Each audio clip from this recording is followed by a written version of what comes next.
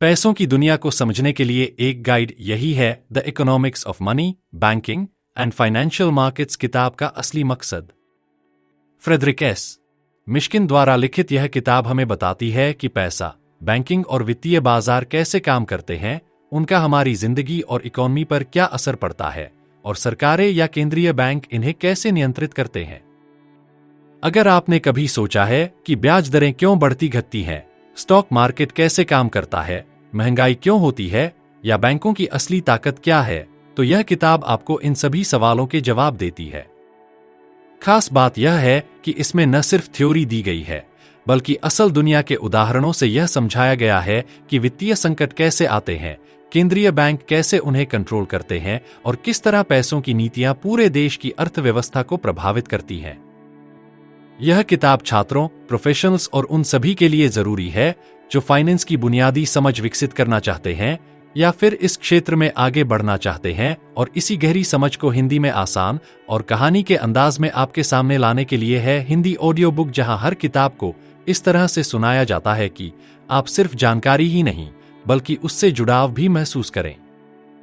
हमारा मकसद सिर्फ सूचनाएं देना नहीं, बल्कि उन विचारों और कहानियों को आपके दिमाग में इस तरह बिठाना है कि वो आपकी सोच को एक नया नजरिया दें, आपकी समझ को गहरा करें और आपको एक नए तरीके से सीखने का अनुभव दें। यहां आपको मिलेगी हर महत्वपूर्ण किताब की कहानी आसान भाषा में, जिससे आप न सिर्फ नए आइडियाज समझ पाएंगे बल्कि उन्हें अपनी जिंदगी में लागू भी कर सकेंगे। हिंदी ऑडियो बुक सिर्फ किताबों का निचोड़ नहीं, बल्कि उन विचारों की यात्रा है जो आपको आगे बढ़ने और सही फैसले लेने में मदद करेंगी, क्योंकि सही जानकारी ही असली ताकत होती है, और जब यही जानकारी सही तरीके से आपके सामने आए तो सीखना आसान और मजेदार हो जाता है। पैसा सिर्फ लेन देन का माध्यम नहीं, बल्कि पूरी आर्थिक व्यवस्था की नींव है। यह महंगाई, ब्याज दर, रोजगार और इन्वेस्टमेंट जैसे महत्वपूर्ण कारकों को प्रभावित करता है। The economics of money, banking and financial markets का पहला चैप्टर हमें समझाता है कि पैसा, बैंकिंग और वित्तीय बाजारों को जानना क्यों जरूरी है और ये हमारी जिंदगी और देश की अर्थव्यवस्था को कैसे प्रभावित करते हैं। फाइनेंशियल मार्केट्स जैसे कि स्टॉक मार्केट, बॉन्ड मार्केट और विदेशी मुद्रा बाजार पैसों के प्रवाह को नियंत्रित करते हैं, जिससे बिजनेस और सरकारें अपनी वित्तीय जरूरतें पूरी कर पाती हैं। बैंकिंग सिस्टम इसमें अहम भूमिका निभाता है, जहां लोग अपने पैसे जमा करते हैं और वही पैसा लोन के रूप में दिया जाता है, जिससे नए बिजनेस शुरू होते हैं, नौकरियां बढ़ती हैं और आर्थिक विकास तेज होता है। केंद्रीय बैंक जैसे reserve bank of India (RBI) और फेडरल रिजर्व (फेड) ब्याज दरें और पैसों की सप्लाई को नियंत्रित कर अर्थव्यवस्था को स्थिर बनाए रखते हैं। जब महंगाई बढ़ती है तो केंद्रीय बैंक ब्याज दरें बढ़ाकर खर्च को नियंत्रित करता है, वहीं मंदी के समय ब्याज दरें घटाकर इन्वेस्टमेंट को प्रोत्साहित किया जाता है। अगर हम बैंकिंग सिस्टम, फाइनेंशियल मार्केट और मौद्रिक नीति को सही से समझ लें तो हम बेहतर इन्वेस्टमेंट कर सकते हैं, सही समय पर लोन ले सकते हैं और आर्थिक संकट से बच सकते हैं। यह ज्ञान सिर्फ अर्थशास्त्रियों या बैंकरों के लिए नहीं, बल्कि हर उस व्यक्ति के लिए जरूरी है जो अपनी वित्तीय स्थिति को मजबूत बनाना चाहता है और सही आर्थिक फैसले लेकर भविष्य सुरक्षित करना चाहता है। The economics of money, banking and financial markets का दूसरा चैप्टर वित्तीय प्रणाली का परिचय देता है, जो किसी भी अर्थव्यवस्था के लिए बेहद महत्वपूर्ण है। वित्तीय प्रणाली का मुख्य उद्देश्य यह है कि पैसे का प्रवाह सही दिशा में हो, जिससे आर्थिक विकास संभव हो सके। वित्तीय बाजार वह स्थान होते हैं जहां पैसे का आदान प्रदान होता है। इसमें दो प्रकार के बाजार होते हैं, प्राथमिक और द्वितीयक बाजार। प्राथमिक बाजार में कंपनियां और सरकारें नए सिक्योरिटीज जारी करती हैं, जबकि द्वितीयक बाजार में पहले से जारी किए गए सिक्योरिटीज की खरीद फरोख्त होती है। वित्तीय संस्थान इस प्रणाली में महत्वपूर्ण भूमिका निभाते हैं। बैंक और अन्य संस्थान पैसे जमा करते हैं और लोन देते हैं, जबकि गैर बैंकिंग वित्तीय संस्थान निवेशकों से पैसे इकट्ठा कर उन्हें विभिन्न योजनाओं में निवेश करते हैं। वित्तीय मध्यस्थता जो बैंक और अन्य वित्तीय संस्थान करते हैं, यह सुनिश्चित करती है कि छोटे निवेशक भी पूंजी को सही जगह पर पहुंचा सकें। वित्तीय विनियमन भी जरूरी है ताकि वित्तीय संस्थान सही तरीके से काम करें और ग्राहकों का पैसा सुरक्षित रहे। केंद्रीय बैंक और अन्य नियामक संस्थाएं इस पर नियंत्रण करती हैं।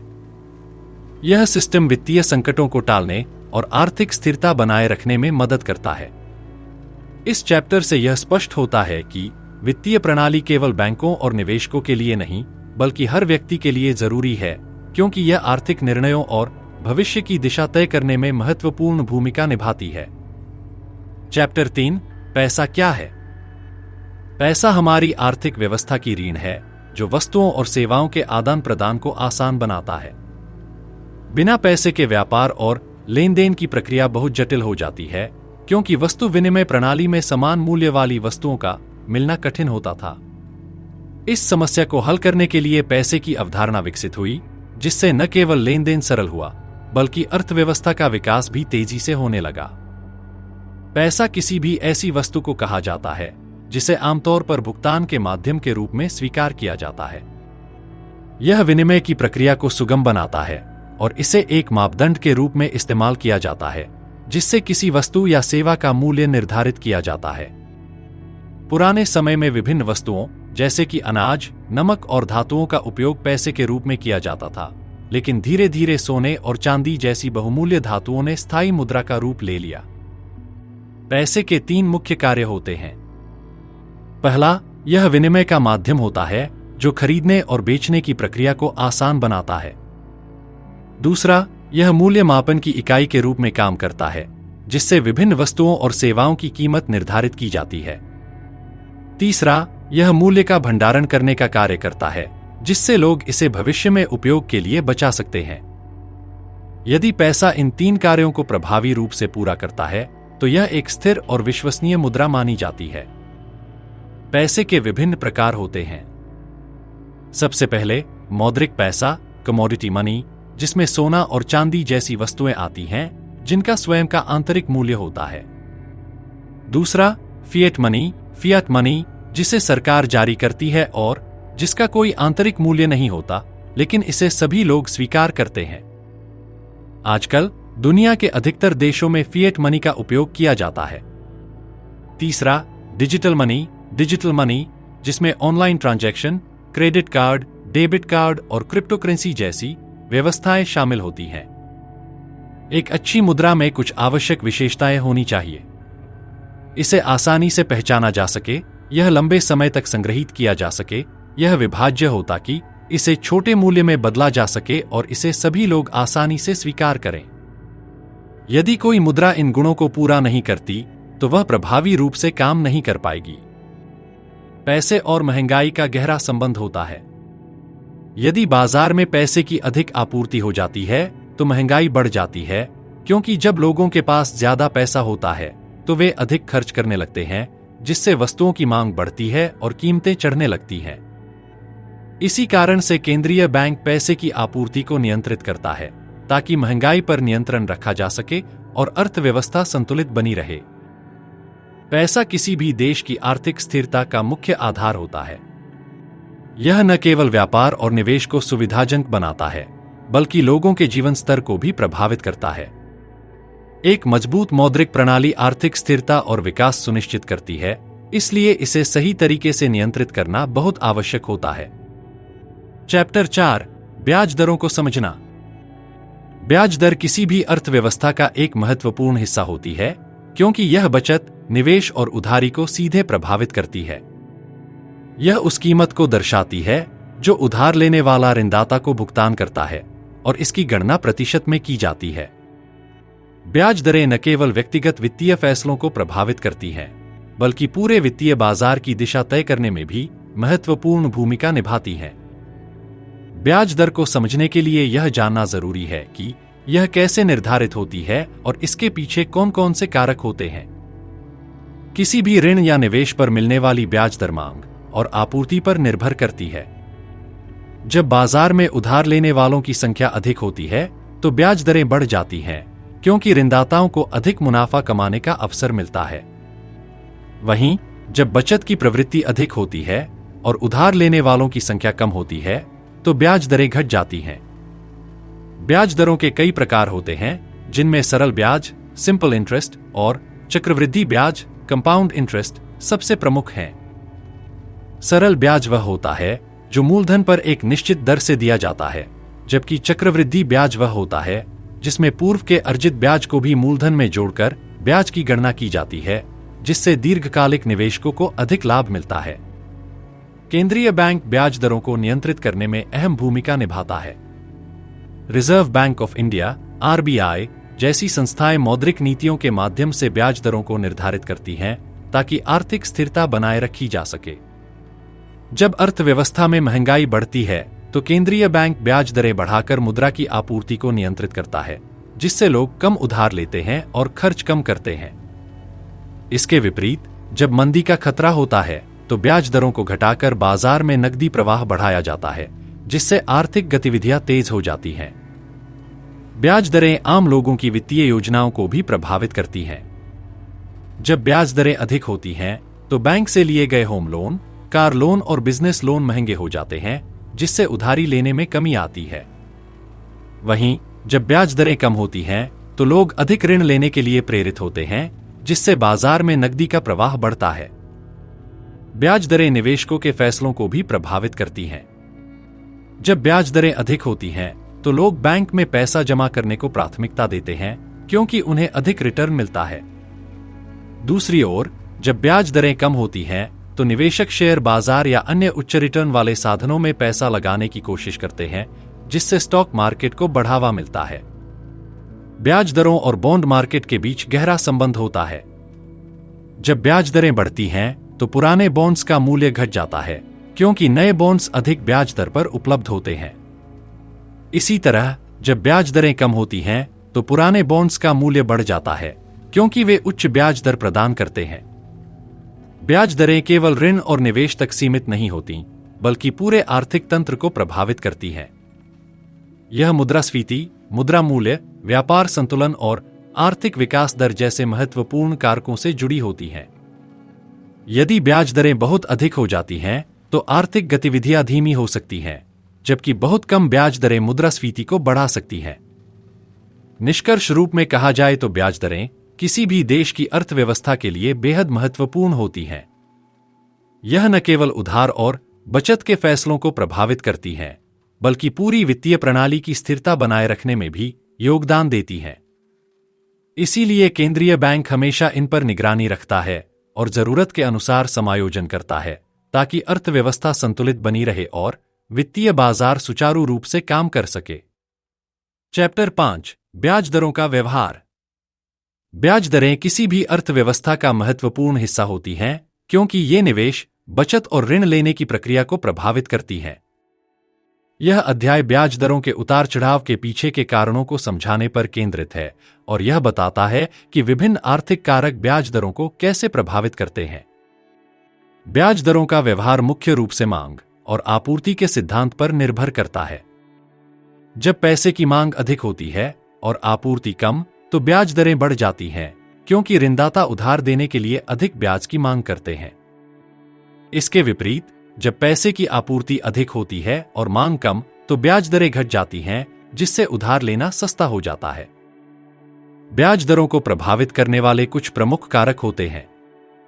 इनमें मुद्रास्फीति यानी महंगाई दर शामिल है, क्योंकि जब महंगाई बढ़ती है तो केंद्रीय बैंक ब्याज दरें बढ़ाकर मुद्रा की आपूर्ति को नियंत्रित करता है, ताकि महंगाई काबू में रहे।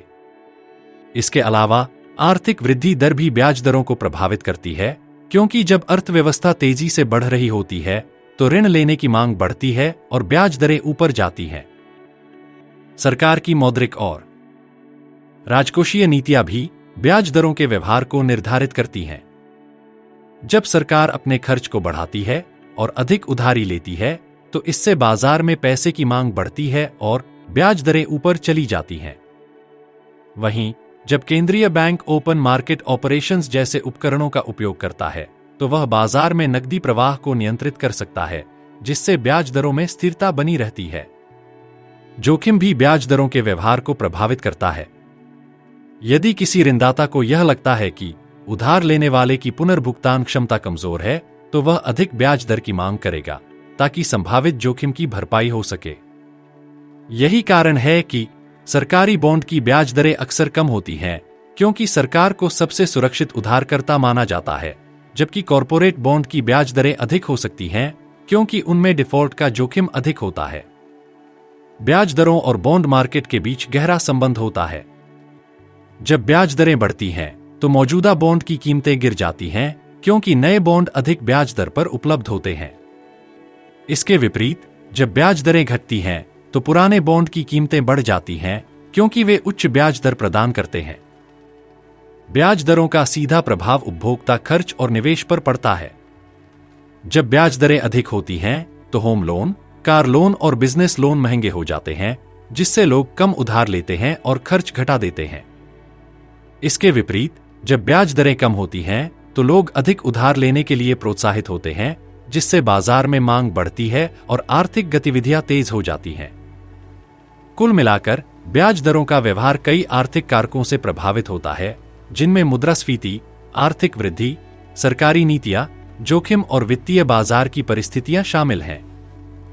इन सभी कारकों को ध्यान में रखते हुए केंद्रीय बैंक ब्याज दरों को नियंत्रित करता है ताकि अर्थव्यवस्था में संतुलन बना रहे और वित्तीय स्थिरता बनी रहे। चैप्टर 6 ब्याज दरों की जोखिम संरचना और अवधिक संरचना। ब्याज दरें केवल बाजार की स्थितियों पर निर्भर नहीं करती, बल्कि उनमें जोखिम और अवधि के आधार पर भी भिन्नता पाई जाती है। यह अध्याय इस बात की व्याख्या करता है कि ब्याज दरें विभिन्न प्रकार के ऋण साधनों के लिए क्यों अलग अलग होती हैं और कैसे जोखिम और परिपक्वता अवधि ब्याज दरों को प्रभावित करती है। जोखिम संरचना, रिस्क स्ट्रक्चर का प्रभाव। हर प्रकार के ऋण साधन में डिफॉल्ट यानी भुगतान न होने का जोखिम होता है। जिन ऋणों में डिफॉल्ट का खतरा अधिक होता है, उनकी ब्याज दरें भी अधिक होती हैं। उदाहरण के लिए, सरकारी बॉन्ड को सबसे सुरक्षित माना जाता है क्योंकि सरकार के डिफॉल्ट करने की संभावना बहुत कम होती है, इसलिए इनकी ब्याज दरें कम होती हैं। इसके विपरीत निजी कंपनियों द्वारा जारी किए गए बॉन्ड्स में डिफॉल्ट का जोखिम अधिक होता है, इसलिए उनके बॉन्ड्स की ब्याज दरें भी अधिक होती हैं। क्रेडिट रेटिंग एजेंसियां जैसे कि मूडीज और स्टैंडर्ड पुअर्स विभिन्न बॉन्ड्स की रेटिंग तय करती हैं, जिससे निवेशक यह अनुमान लगा सकते हैं कि किसी बॉन्ड में निवेश करना कितना सुरक्षित रहेगा। उच्च रेटिंग वाले बॉन्ड की ब्याज दर कम होती है, जबकि कम रेटिंग वाले बॉन्ड की ब्याज दर अधिक होती है, ताकि निवेशक अधिक जोखिम लेने के लिए तैयार हो सकें। तरलता, लिक्विडिटी और टैक्सेशन का प्रभाव। तरलता का अर्थ है कि कोई वित्तीय साधन कितनी जल्दी और आसानी से नकद में बदला जा सकता है। जिन बॉन्ड्स की तरलता अधिक होती है, उनकी ब्याज दरें कम होती हैं, क्योंकि निवेशकों को उन्हें बेचने में कोई कठिनाई नहीं होती। वहीं जिन बॉन्ड्स की तरलता कम होती है, उनके लिए निवेशकों को अधिक ब्याज की मांग करनी पड़ती है। टैक्स का भी ब्याज दरों पर प्रभाव पड़ता है। कुछ सरकारी बॉन्ड्स जैसे कि म्यूनिसिपल बॉन्ड्स कर मुक्त होते हैं, इसलिए उनकी ब्याज दरें कम होती हैं। वहीं जिन बॉन्ड्स पर टैक्स देना पड़ता है, उनकी ब्याज दरें अधिक होती हैं, ताकि निवेशकों को टैक्स कटौती के बाद भी उचित लाभ मिल सके। अवधिक संरचना, टर्म स्ट्रक्चर और यील्ड कर्व। ब्याज दरें केवल जोखिम और तरलता से ही प्रभावित नहीं होती, बल्कि ऋण की अवधि यानी परिपक्वता, मैच्योरिटी भी एक महत्वपूर्ण कारक होती है। सामान्यतः दीर्घकालिक बॉन्ड्स की ब्याज दरें अल्पकालिक बॉन्ड्स की तुलना में अधिक होती हैं, क्योंकि लंबी अवधि के लिए निवेश करने में अधिक अनिश्चितता होती है।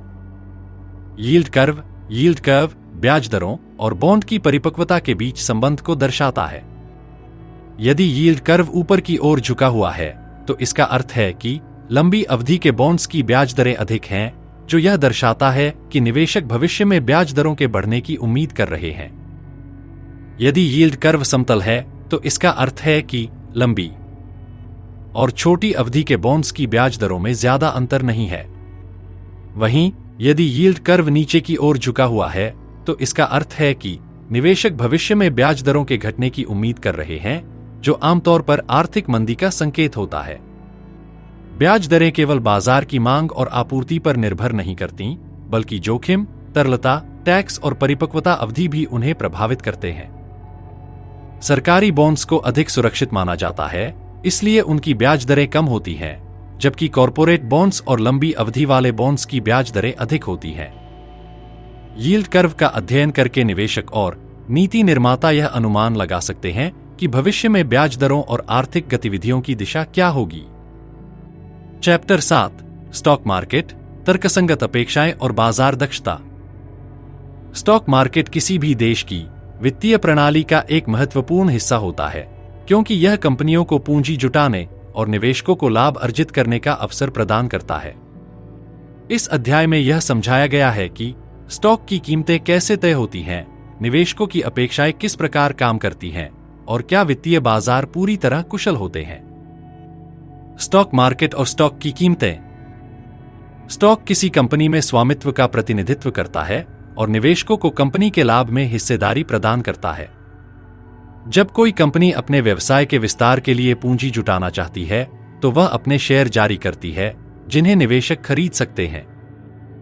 किसी स्टॉक की कीमत इस आधार पर तय होती है कि निवेशक भविष्य में कंपनी से कितनी कमाई की अपेक्षा रखते हैं। स्टॉक की कीमतें मांग और आपूर्ति के आधार पर तय होती हैं। यदि किसी कंपनी के भविष्य में अधिक मुनाफा कमाने की संभावना होती है तो अधिक निवेशक उसके शेयर खरीदने के इच्छुक होते हैं, जिससे उसकी कीमत बढ़ जाती है। इसके विपरीत, यदि कंपनी के प्रदर्शन को लेकर संदेह होता है तो निवेशक अपने शेयर बेचने लगते हैं, जिससे उसकी कीमत गिर जाती है। तर्कसंगत अपेक्षाएं, रैशनल एक्सपेक्टेशंस का सिद्धांत। तर्कसंगत अपेक्षाओं का सिद्धांत यह कहता है कि निवेशक अपने फैसले बाजार में उपलब्ध सभी सूचनाओं के आधार पर लेते हैं। इसका अर्थ है कि यदि किसी कंपनी की वित्तीय स्थिति मजबूत है और उसके भविष्य में अच्छा प्रदर्शन करने की संभावना है, तो इसकी जानकारी निवेशकों को पहले से होती है और वे उसी के अनुसार निर्णय लेते हैं। इस सिद्धांत के अनुसार निवेशकों की अपेक्षाएं गलत हो सकती हैं, लेकिन औसतन वे सही दिशा में होती हैं। यदि कोई नई जानकारी बाजार में आती है तो वह तुरंत स्टॉक की कीमतों में समाहित हो जाती है, जिससे असामान्य लाभ कमाने की संभावना कम हो जाती है। कुशल बाजार परिकल्पना, एफिशिएंट मार्केट हाइपोथेसिस (EMH). कुशल बाजार परिकल्पना का तात्पर्य यह है कि वित्तीय बाजारों में सभी उपलब्ध सूचनाएं पहले से मौजूद होती हैं और इन्हीं के आधार पर स्टॉक की कीमतें तय होती हैं। इसका अर्थ है कि कोई भी निवेशक स्थायी रूप से बाजार से अधिक रिटर्न प्राप्त नहीं कर सकता, क्योंकि यदि कोई नया अवसर उपलब्ध होता है तो बाजार पहले ही उसे समायोजित कर लेता है। EMH के अनुसार बाजार 3 प्रकार के होते हैं। 1. कमजोर रूप से कुशल बाजार, वीक फॉर्म एफिशिएंसी। इसमें स्टॉक की कीमतें केवल उसके ऐतिहासिक डेटा पर निर्भर करती हैं और निवेशक केवल तकनीकी विश्लेषण से कोई अतिरिक्त लाभ नहीं कमा सकते। 2. अर्धमजबूत रूप से कुशल बाजार, सेमी स्ट्रॉन्ग फॉर्म एफिशिएंसी। इसमें स्टॉक की कीमतें न केवल ऐतिहासिक डेटा बल्कि सार्वजनिक रूप से उपलब्ध सभी सूचनाओं को भी समाहित कर लेती हैं, जिससे निवेशक केवल फंडामेंटल विश्लेषण के आधार पर अतिरिक्त लाभ नहीं कमा सकते। 3. मजबूत रूप से कुशल बाजार, स्ट्रॉन्ग फॉर्म एफिशिएंसी। इसमें स्टॉक की कीमतें सार्वजनिक और गुप्त दोनों प्रकार की सूचनाओं को दर्शाती हैं, जिससे कोई भी निवेशक, चाहे वह अंदरूनी व्यक्ति ही क्यों न हो, अतिरिक्त लाभ अर्जित नहीं कर सकता। निवेशकों के लिए इसका क्या अर्थ है? यदि कुशल बाजार परिकल्पना सही है तो इसका अर्थ यह है कि बाजार को हराना बहुत कठिन है और अधिकांश निवेशकों को इंडेक्स फंड जैसी निष्क्रिय निवेश रणनीतियों को अपनाना चाहिए। हालांकि कुछ निवेशक मानते हैं कि बाजार पूरी तरह कुशल नहीं होते और उचित रणनीतियों के माध्यम से अल्पकालिक लाभ कमाया जा सकता है। स्टॉक मार्केट निवेशकों और कंपनियों के लिए एक महत्वपूर्ण साधन है जो पूंजी प्रवाह को सुचारू बनाता है। तर्कसंगत अपेक्षाएं यह दर्शाती हैं कि निवेशक अपने निर्णय सभी उपलब्ध सूचनाओं के आधार पर लेते हैं और कुशल बाजार परिकल्पना यह सुझाव देती है कि बाजार पहले से ही सभी सूचनाओं को समाहित कर चुका होता है। यदि यह अवधारणाएं सही हैं, तो अधिकांश निवेशकों को लंबी अवधि के लिए संतुलित और विविधीकृत पोर्टफोलियो में निवेश करना चाहिए, बजाय इसके कि वे बाजार को हराने की कोशिश करें। चैप्टर 8 वित्तीय संरचना का आर्थिक विश्लेषण। किसी भी देश की वित्तीय संरचना यह निर्धारित करती है कि धन किस प्रकार व्यवसायों, सरकारों और व्यक्तियों के बीच प्रवाहित होता है। यह अध्याय इस बात की व्याख्या करता है कि वित्तीय बाजार और संस्थान पूंजी के आवंटन में कैसे मदद करते हैं, किन चुनौतियों का सामना करते हैं और इन समस्याओं का समाधान कैसे किया जाता है। वित्तीय संरचना की भूमिका। वित्तीय संरचना यह तय करती है कि एक अर्थव्यवस्था में विभिन्न स्रोतों से धन कैसे एकत्र किया जाता है और इसे उत्पादक उद्देश्यों के लिए कैसे वितरित किया जाता है। इसमें बैंकों, स्टॉक मार्केट, बॉन्ड मार्केट और अन्य वित्तीय संस्थानों की भूमिका महत्वपूर्ण होती है। कंपनियों को संचालन और विस्तार के लिए पूंजी की आवश्यकता होती है, जिसे वे विभिन्न माध्यमों से प्राप्त कर सकती हैं, जैसे कि बैंकों से ऋण लेना, बॉन्ड जारी करना या शेयर बाजार में अपने शेयर बेचना। वित्तीय संरचना से जुड़ी समस्याएं। हालांकि वित्तीय प्रणाली पूंजी प्रवाह को सुचारू बनाने में मदद करती है, लेकिन इसमें कई बाधाएं भी होती हैं। इनमें सबसे बड़ी समस्या सूचना विषमता, एसिमेट्रिक इंफॉर्मेशन होती है, जिसमें उधार देने वालों को उधार लेने वालों की सही वित्तीय स्थिति की पूरी जानकारी नहीं होती। इससे दो प्रमुख समस्याएं उत्पन्न होती हैं। एक, विपरीत चयन, एडवर्स सिलेक्शन। यह समस्या ऋण दिए जाने से पहले उत्पन्न होती है, जब उधार देने वाले यह तय नहीं कर पाते कि कौन से उधार लेने वाले विश्वसनीय हैं और कौन जोखिम भरे। अक्सर उच्च जोखिम वाले उधार लेने वाले अधिक ऋण लेने की कोशिश करते हैं, जिससे ऋणदाता गलत निर्णय ले सकते हैं। 2. नैतिक संकट, मोरल हैजर्ड। यह समस्या ऋण दिए जाने के बाद उत्पन्न होती है, जब उधार लेने वाले उस पैसे का उपयोग अनुचित या अत्यधिक जोखिम भरे कार्यों में कर सकते हैं, जिससे ऋणदाता का पैसा खतरे में पड़ जाता है। इन समस्याओं का समाधान। वित्तीय प्रणाली में कई तरीके अपनाए जाते हैं, जिससे सूचना विषमता से उत्पन्न समस्याओं को कम किया जा सके। 1. सरकारी विनियमन, गवर्नमेंट रेगुलेशन। सरकारें और केंद्रीय बैंक यह सुनिश्चित करने के लिए नियम बनाते हैं कि वित्तीय संस्थान पारदर्शी तरीके से काम करें और धोखाधड़ी को रोका जा सके। उदाहरण के लिए, कंपनियों को अपनी वित्तीय रिपोर्ट प्रकाशित करने के लिए बाध्य किया जाता है, ताकि निवेशकों और ऋणदाताओं को उनकी वास्तविक स्थिति का पता चल सके। 2.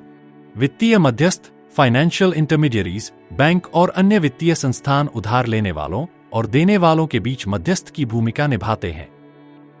वे उधार लेने वालों की क्रेडिट हिस्ट्री और वित्तीय स्थिति का विश्लेषण करते हैं, जिससे जोखिम कम होता है। 3. गिरवी और संपार्श्विक, कोलैटरल एंड नेट वर्थ। उधार देने वाले अक्सर सुरक्षा के रूप में संपार्श्विक, कोलैटरल की मांग करते हैं, जिससे यदि उधार लेने वाला ऋण चुकाने में असमर्थ होता है तो ऋणदाता अपनी राशि वसूल कर सकता है। इसी तरह किसी कंपनी की शुद्ध संपत्ति, नेटवर्थ अधिक होने पर ऋणदाताओं का भरोसा बढ़ता है। प्रत्यक्ष वित्तपोषण बनाम अप्रत्यक्ष वित्तपोषण। वित्तीय बाजारों में कंपनियां और सरकारें या तो सीधे निवेशकों से पूंजी जुटा सकती हैं या वित्तीय मध्यस्थों के माध्यम से धन प्राप्त कर सकती हैं। 1. प्रत्यक्ष वित्तपोषण, डायरेक्ट फाइनेंस। इसमें कंपनियां और सरकारें सीधे निवेशकों से पैसा जुटाती हैं, जैसे कि स्टॉक या बॉन्ड जारी करके। हालांकि इसमें निवेशकों को पूरी जानकारी न होने की समस्या आ सकती है। 2. अप्रत्यक्ष वित्तपोषण, इनडायरेक्ट फाइनेंस। इसमें बैंक और अन्य वित्तीय संस्थान उधार देने वालों और लेने वालों के बीच मध्यस्थ की भूमिका निभाते हैं।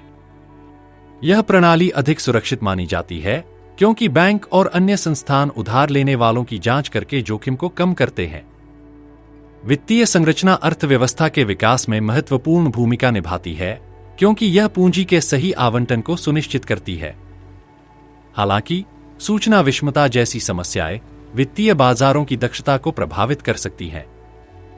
विपरीत चयन और नैतिक संकट जैसी चुनौतियों को दूर करने के लिए सरकारी नियमों, वित्तीय मध्यस्थों और सुरक्षित ऋण प्रणालियों की आवश्यकता होती है। एक मजबूत वित्तीय प्रणाली से ही आर्थिक स्थिरता और विकास सुनिश्चित किया जा सकता है। चैप्टर 9, वित्तीय संकट और सबप्राइम संकट। वित्तीय संकट तब होता है जब बैंक और वित्तीय संस्थाएं ठीक से काम नहीं कर पाती, जिससे अर्थव्यवस्था पर गंभीर असर पड़ता है। इसमें उत्पादन, रोजगार और निवेश घट जाता है। संकट का मुख्य कारण सूचना विषमता होती है, जिसमें ऋणदाता को उधार लेने वालों की सही जानकारी नहीं मिलती। इसके कारण विपरीत चयन और नैतिक संकट जैसी समस्याएं पैदा होती हैं, जहां उच्च जोखिम वाले लोग अधिक ऋण लेते हैं और गलत निवेश करते हैं। इसके अलावा जब संपत्तियों की कीमतें कृत्रिम रूप से बढ़ती हैं और अचानक गिरती हैं, तो एसेट बबल फूटने से भी वित्तीय संकट आता है। 2008 का सबप्राइम संकट अमेरिकी बैंकों द्वारा कमजोर क्रेडिट वाले लोगों को दिए गए सबप्राइम लोन के कारण हुआ।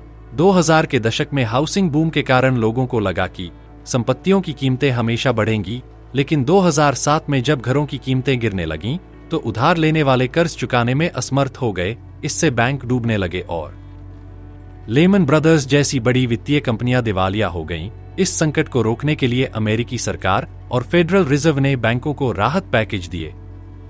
इस तरह के संकट से बचने के लिए सख्त वित्तीय विनियमन, बैंकों की पूंजी को मजबूत करना और सही ऋण नीतियां लागू करना जरूरी होता है, जिससे आर्थिक स्थिरता बनी रहे और वित्तीय प्रणाली सुरक्षित रहे। चैप्टर 10 बैंकिंग और वित्तीय संस्थानों का प्रबंधन।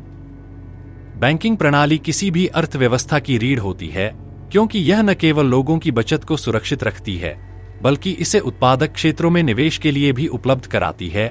यह अध्याय बैंकिंग और अन्य वित्तीय संस्थानों के प्रबंधन को समझाने पर केंद्रित है, जिससे यह स्पष्ट होता है कि बैंक कैसे काम करते हैं, वे अपनी वित्तीय स्थिति को कैसे बनाए रखते हैं और उन्हें किन जोखिमों का सामना करना पड़ता है।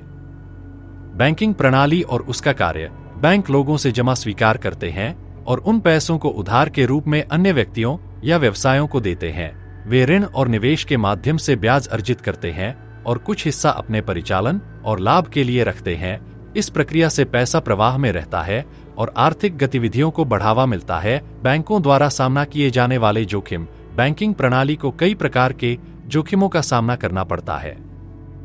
पहला, डिफॉल्ट जोखिम, जब उधार लेने वाले समय पर ऋण चुकाने में असमर्थ होते हैं तो बैंक को नुकसान होता है।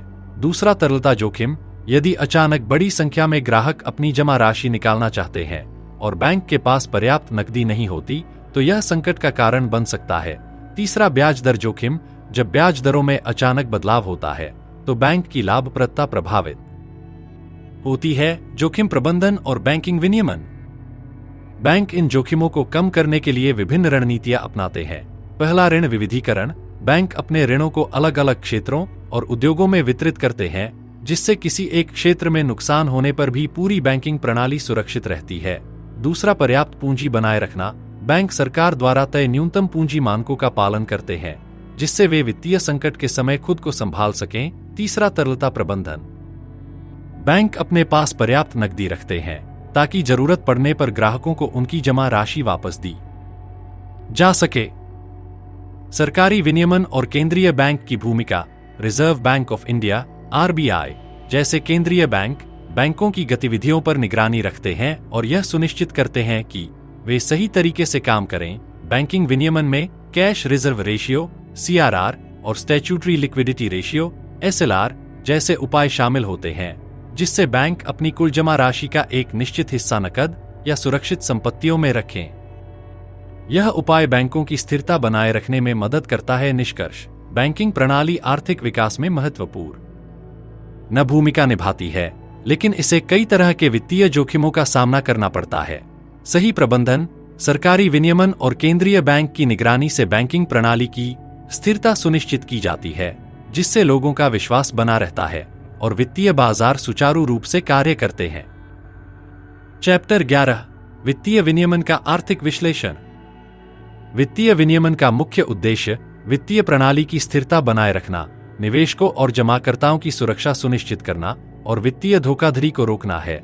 यह अध्याय इस बात पर केंद्रित है कि वित्तीय विनियमन क्यों आवश्यक है, यह कैसे काम करता है और इससे अर्थव्यवस्था पर क्या प्रभाव पड़ता है।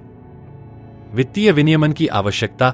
यदि वित्तीय संस्थानों को बिना किसी नियंत्रण के काम करने दिया जाए तो वे अत्यधिक जोखिम उठा सकते हैं, जिससे पूरे बैंकिंग और वित्तीय तंत्र को नुकसान हो सकता है। अतीत में जब वित्तीय बाजारों पर उचित निगरानी नहीं थी तो कई आर्थिक संकट उत्पन्न हुए, जिनमें 1929 की महामंदी और 2008 का वैश्विक वित्तीय संकट प्रमुख हैं। इन संकटों के कारण लाखों लोगों की नौकरियां गईं, व्यवसाय बंद हो गए और वैश्विक अर्थव्यवस्था मंदी में चली गई। इसीलिए सरकारें और केंद्रीय बैंक वित्तीय विनियमन के माध्यम से यह सुनिश्चित करते हैं कि वित्तीय संस्थाएं जिम्मेदारी से काम करें और अनावश्यक जोखिम न लें। वित्तीय विनियमन के प्रमुख घटक। पहला, पूंजी आवश्यकताएं। बैंक और वित्तीय संस्थानों को न्यूनतम पूंजी बनाए रखने की आवश्यकता होती है ताकि वे वित्तीय संकट के दौरान अपने नुकसान को संभाल सकें। दूसरा, डिविडेंड और ऋण प्रतिबंध। बैंकों को अपने लाभांश वितरण और ऋण देने की सीमाएं निर्धारित करनी पड़ती हैं ताकि वे अपनी वित्तीय स्थिति को मजबूत बनाए रखें। तीसरा, डिपॉजिट इंश्योरेंस। जमाकर्ताओं के पैसे की सुरक्षा के लिए सरकारें और केंद्रीय बैंक बीमा योजनाएं प्रदान करते हैं, जिससे बैंक दिवालिया होने की स्थिति में भी ग्राहकों की जमा राशि सुरक्षित रहे। वित्तीय विनियमन के उपकरण। सरकारें और केंद्रीय बैंक कई तरह के उपायों का उपयोग करके वित्तीय बाजारों को नियंत्रित करते हैं। पहला, कैश रिजर्व रेशियो (CRR) और स्टैट्यूटरी लिक्विडिटी रेशियो (SLR). बैंकों को अपनी कुल जमा राशि का एक निश्चित हिस्सा नकदी या सुरक्षित परिसंपत्तियों में रखना पड़ता है, जिससे वे जरूरत पड़ने पर ग्राहकों को भुगतान कर सकें।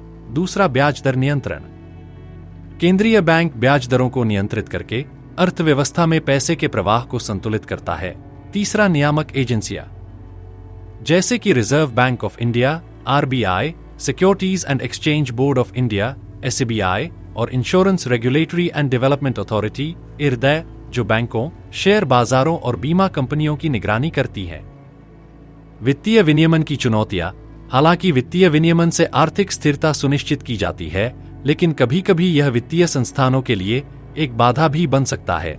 यदि नियम बहुत कड़े हों, तो बैंकों और कंपनियों के लिए नए व्यवसाय स्थापित करना और विस्तार करना मुश्किल हो जाता है। इसके अलावा वित्तीय नवाचार के साथ विनियमन को लगातार अपडेट करना जरूरी होता है, क्योंकि नए वित्तीय उत्पाद जैसे कि क्रिप्टोकरेंसी और डिजिटल भुगतान प्रणाली पारंपरिक नियमों से बाहर हो सकते हैं। निष्कर्ष, वित्तीय विनियमन किसी भी अर्थव्यवस्था के लिए आवश्यक है, क्योंकि यह वित्तीय स्थिरता बनाए रखने, जमाकर्ताओं की सुरक्षा सुनिश्चित करने और वित्तीय संकट को रोकने में मदद करता है। हालांकि यह महत्वपूर्ण है कि वित्तीय विनियमन संतुलित हो, ताकि यह आर्थिक विकास को बाधित किए बिना वित्तीय बाजारों की पारदर्शिता और सुरक्षा सुनिश्चित कर सके। चैप्टर 12, बैंकिंग उद्योग, संरचना और प्रतिस्पर्धा। बैंकिंग उद्योग किसी भी अर्थव्यवस्था की वित्तीय प्रणाली का एक महत्वपूर्ण हिस्सा होता है।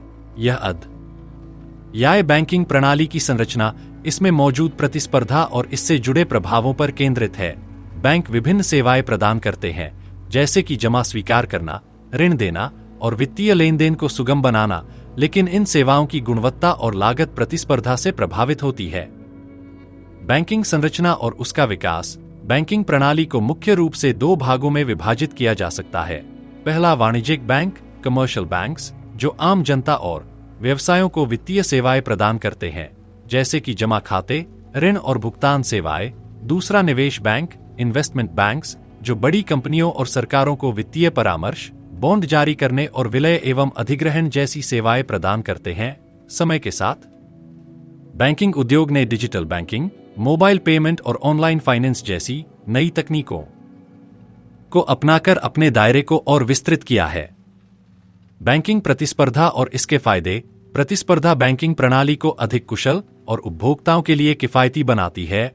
जब बैंक एक दूसरे से प्रतिस्पर्धा करते हैं, तो वे ग्राहकों को बेहतर सेवाएं, कम ब्याज दरों पर ऋण और अधिक आकर्षक जमा योजनाएं देने की कोशिश करते हैं। इससे ग्राहक को अधिक विकल्प मिलते हैं और बैंकिंग प्रणाली अधिक सुलभ हो जाती है। बैंकिंग प्रतिस्पर्धा से जुड़ी चुनौतियां। हालांकि प्रतिस्पर्धा उपभोक्ताओं के लिए फायदेमंद होती है, लेकिन अत्यधिक प्रतिस्पर्धा कई समस्याएं भी पैदा कर सकती है। यदि बैंक बाजार में अधिक ग्राहकों को आकर्षित करने के लिए बहुत अधिक जोखिम भरे ऋण देना शुरू कर दें, तो इससे वित्तीय संकट उत्पन्न हो सकता है। 2008 के वैश्विक वित्तीय संकट में यही हुआ था, जब अमेरिकी बैंकों ने अत्यधिक प्रतिस्पर्धा के कारण कम क्रेडिट स्कोर वाले लोगों को भी ऋण देना शुरू कर दिया था, जिससे पूरी वित्तीय प्रणाली अस्थिर हो गई। बैंकिंग विनियमन और प्रतिस्पर्धा का संतुलन। सरकारें और केंद्रीय बैंक यह सुनिश्चित करने के लिए नियम बनाते हैं कि बैंक प्रतिस्पर्धा करते समय अधिक जोखिम न लें। इसके लिए reserve bank of India (RBI) और अन्य नियामक संस्थाएं बैंकों की ऋण देने की नीतियों, न्यूनतम पूंजी आवश्यकताओं और जोखिम प्रबंधन नियमों को नियंत्रित करती हैं। विनियमन यह भी सुनिश्चित करता है कि बड़े बैंक इतने प्रभावशाली न बन जाए कि वे पूरे वित्तीय तंत्र को नियंत्रित करने लगें, जिससे एकाधिकार जैसी स्थिति उत्पन्न हो सकती है। निष्कर्ष, बैंकिंग उद्योग की संरचना और प्रतिस्पर्धा आर्थिक विकास को बढ़ावा देती है, लेकिन यदि यह असंतुलित हो जाए तो वित्तीय अस्थिरता पैदा कर सकती है। सही विनियमन और सतर्कता के साथ बैंकिंग प्रतिस्पर्धा को इस तरह प्रोत्साहित किया जा सकता है कि यह ग्राहकों के लिए फायदेमंद हो और आर्थिक स्थिरता भी बनी रहे। चैप्टर 13, वित्तीय डेरिवेटिव और जोखिम प्रबंधन में उनकी भूमिका। वित्तीय डेरिवेटिव्स आधुनिक वित्तीय प्रणाली का एक महत्वपूर्ण हिस्सा हैं। जो निवेशकों और कंपनियों को जोखिम प्रबंधन में सहायता करते हैं। यह अध्याय डेरिवेटिव्स की परिभाषा, उनके प्रकार और वित्तीय बाजार में उनकी भूमिका को समझाने पर केंद्रित है। वित्तीय डेरिवेटिव्स क्या होते हैं? डेरिवेटिव्स वे वित्तीय साधन होते हैं जिनका मूल्य किसी अन्य परिसंपत्ति जैसे स्टॉक, बॉन्ड, कमोडिटी, ब्याज दर या मुद्रा विनिमय दर से जुड़ा होता है। इनका उपयोग मुख्य रूप से जोखिम प्रबंधन, सट्टेबाजी और पोर्टफोलियो विविधीकरण के लिए किया जाता है। उदाहरण के लिए, यदि किसी कंपनी को भविष्य में कच्चे तेल की कीमतों में उतार चढ़ाव का खतरा है, तो वह डेरिवेटिव्स का उपयोग करके इस जोखिम को कम कर सकती है। डेरिवेटिव्स के प्रकार। वित्तीय बाजार में कई प्रकार के डेरिवेटिव्स होते हैं। पहला, फॉरवर्ड और फ्यूचर्स अनुबंध, जिनमें दो पक्ष एक निश्चित मूल्य पर भविष्य में किसी परिसंपत्ति की खरीद या बिक्री के लिए सहमत होते हैं। दूसरा विकल्प, ऑप्शंस, जिसमें खरीदार को किसी परिसंपत्ति को एक निश्चित मूल्य पर खरीदने या बेचने का अधिकार होता है, लेकिन वह बाध्य नहीं होता। तीसरा, स्वैप्स, जिनका उपयोग ब्याज दरों या मुद्रा विनिमय दरों में बदलाव से बचाव के लिए किया जाता है। जोखिम प्रबंधन में डेरिवेटिव्स की भूमिका। डेरिवेटिव्स का मुख्य उद्देश्य वित्तीय जोखिम को कम करना होता है। कंपनियां और निवेशक इनका उपयोग मूल्य अस्थिरता से बचाव के लिए करते हैं। उदाहरण के लिए, यदि किसी निर्यातक को डॉलर में भुगतान प्राप्त होना है लेकिन उसे रुपए में खर्च करना है, तो वह मुद्रा विनिमय दर में संभावित गिरावट से बचने के लिए डेरिवेटिव्स का उपयोग कर सकता है। इसी तरह ब्याज दरों में बदलाव से बचने के लिए बैंक और वित्तीय संस्थाएं स्वैप अनुबंधों का उपयोग करते हैं। डेरिवेटिव्स से जुड़े जोखिम। हालांकि डेरिवेटिव्स जोखिम प्रबंधन में मदद करते हैं, लेकिन यदि इनका गलत उपयोग किया जाए तो यह वित्तीय संकट का कारण भी बन सकते हैं। डेरिवेटिव्स का अत्यधिक सट्टेबाजी के लिए उपयोग वित्तीय बाजार में अस्थिरता बढ़ा सकता है। 2008 के वैश्विक वित्तीय संकट में भी डेरिवेटिव्स की जटिलता और अत्यधिक उपयोग ने बड़ी भूमिका निभाई थी। कई वित्तीय संस्थान इनका उपयोग जोखिम को प्रबंधित करने के बजाय अत्यधिक लाभ कमाने के लिए कर रहे थे, जिससे पूरे वित्तीय तंत्र पर नकारात्मक प्रभाव पड़ा। डेरिवेटिव्स विनियमन और निगरानी। वित्तीय बाजारों की स्थिरता सुनिश्चित करने के लिए सरकारें और नियामक संस्थाएं डेरिवेटिव्स पर कड़ी निगरानी रखती हैं। भारत में securities and exchange board of India (SEBI) और reserve bank of India (RBI) जैसे नियामक संस्थान डेरिवेटिव ट्रेडिंग के नियमों को नियंत्रित करते हैं ताकि बाजार में पारदर्शिता बनी रहे और अत्यधिक सट्टेबाजी से बचा जा सके। निष्कर्ष, वित्तीय डेरिवेटिव्स जोखिम प्रबंधन में महत्वपूर्ण भूमिका निभाते हैं और सही तरीके से उपयोग किए जाने पर यह वित्तीय स्थिरता बढ़ा सकते हैं। हालांकि इनका अनुचित या अत्यधिक उपयोग बाजार अस्थिरता और वित्तीय संकट का कारण बन सकता है। इसलिए इनकी प्रभावी निगरानी और समझदारी से उपयोग आवश्यक है ताकि वित्तीय प्रणाली संतुलित और सुरक्षित बनी रहे। चैप्टर 14, फेडरल रिजर्व सिस्टम और यूरोपियन सेंट्रल बैंक। केंद्रीय बैंक किसी भी देश की मौद्रिक नीति और वित्तीय स्थिरता बनाए रखने में महत्वपूर्ण भूमिका निभाते हैं। यह अध्याय दो प्रमुख केंद्रीय बैंकों, फेडरल रिजर्व सिस्टम फेड और European central bank European central bank (ECB) की संरचना, कार्य और उनकी मौद्रिक नीतियों के प्रभाव पर केंद्रित है। फेडरल रिजर्व सिस्टम फेड की संरचना और कार्य। फेडरल रिजर्व, जिसे आमतौर पर फेड कहा जाता है, अमेरिका का केंद्रीय बैंक है जिसे 1913 में बनाया गया था। इसका मुख्य उद्देश्य मुद्रास्फीति को नियंत्रित करना, वित्तीय स्थिरता बनाए रखना और आर्थिक विकास को संतुलित करना है। फेड 3 प्रमुख घटकों से मिलकर बना होता है। पहला, बोर्ड ऑफ गवर्नर्स, जिसमें 7 सदस्य होते हैं जिन्हें अमेरिकी राष्ट्रपति द्वारा नियुक्त किया जाता है। दूसरा, federal open market committee (FOMC), जो ब्याज दरों और खुले बाजार परिचालनों (ओपन मार्केट ऑपरेशंस) पर निर्णय लेती है। तीसरा, 12 क्षेत्रीय फेडरल रिजर्व बैंक, जो पूरे अमेरिका में फैले हुए हैं और व्यावहारिक रूप से मौद्रिक नीति को लागू करते हैं। फेडरल रिजर्व की मौद्रिक नीति के उपकरण। फेड अपनी मौद्रिक नीति को नियंत्रित करने के लिए 3 प्रमुख उपकरणों का उपयोग करता है। पहला, ओपन मार्केट ऑपरेशंस (OMO), जिसके तहत यह सरकारी बॉन्ड खरीदकर या बेचकर मुद्रा आपूर्ति को नियंत्रित करता है। दूसरा, डिस्काउंट रेट, जो वह ब्याज दर होती है जिस पर बैंक फेडरल रिजर्व से उधार लेते हैं। तीसरा, रिजर्व आवश्यकताएं, जिनके तहत बैंकों को अपनी जमा राशि का एक निश्चित हिस्सा नकदी के रूप में रखना होता है।